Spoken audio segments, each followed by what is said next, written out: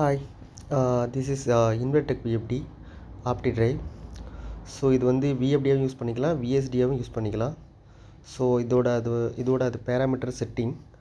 So நீங்கள் வந்து எப்படி அதோட பேசிக் செட்டிங்கை வந்து கான்ஃபிகரேஷன் பண்ணணும் அப்படிங்கிறத இதில் எல்லாமே டீட்டெயிலாக கொடுத்துருப்பாங்க.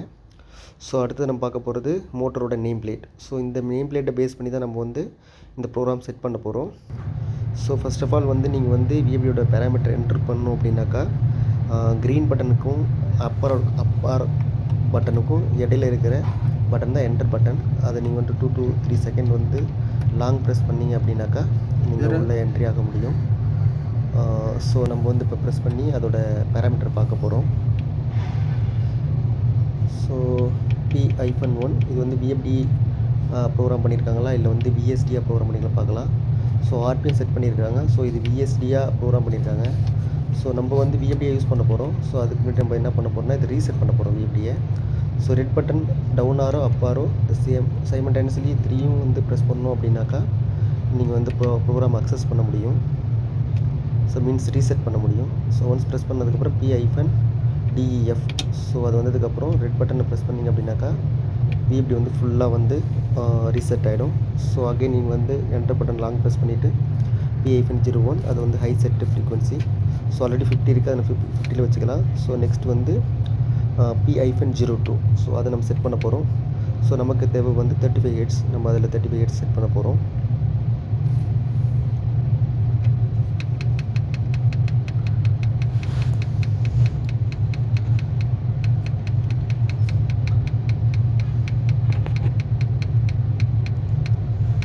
ஸோ 35 ஹெர்ட்ஸ் வந்து நம்ம செட் பண்ணியாச்சு. என்டர் பண்ணிட்டு ப்ரெஸ் பண்ணிட்டு திரும்ப வெளில வந்துட்டு அடுத்தது P-03. இது வந்து ஆக்சிலரேஷன் டைமு.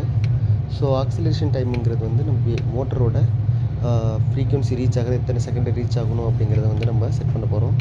ஸோ நமக்கு தேவை வந்தது 15 செகண்டு. ஸோ நம்ம 20 செகண்ட் செட் பண்ணியிருக்கோம். ஸோ அதை வந்து நம்ம குறைச்சிட்டு 20 செகண்ட் செட் பண்ணியிருக்கோம், அதை 10 செகண்ட் ஆக்கிக்கிறோம். அதேமாதிரி வந்து P-04 வந்து ஆக்சிலரேஷன் டைம். அது மோட்ரு வந்து எத்தனை செகண்டில் வந்து ஸ்டாப் ஆகணும் அப்படிங்கிறத அதுவும் நம்ம 10 செகண்ட் வைக்கணும். ஸோ 10 செகண்ட் வந்து ப்ரோக்ராம் பண்ணியாச்சு. அடுத்தது P-07 அது வந்து மோட்டரோட நாமினல் வோல்டேஜ்.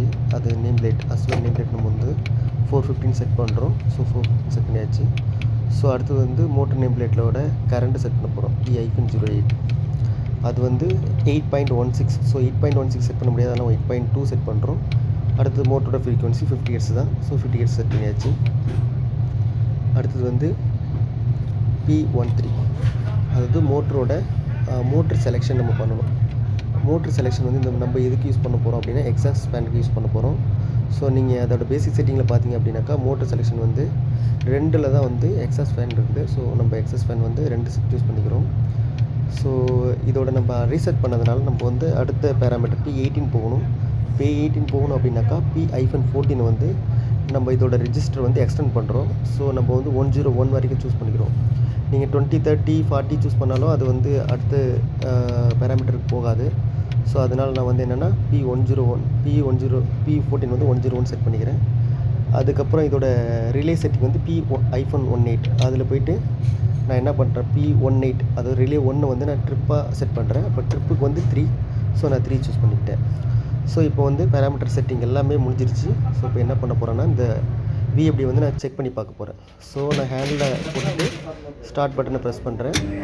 ஸோ ஸ்டார்ட் பட்டனை ப்ரெஸ் பண்ணியாச்சு. இப்போ பார்த்தீங்க அப்படின்னாக்கா விஎஃப்டி ரன் ஆகிட்டு பார்த்தீங்கன்னா உங்களுக்கு நான் 35 ஹெர்ட்ஸ் செட் பண்ணியிருக்கேன். ஸோ இது வித்தின் 10 செகண்டில் வந்து 35 ஹெர்ட்ஸ் வந்து ரீச் ஆகிடும். So that's it. இதோட பேசிக் செட்டிங்கு.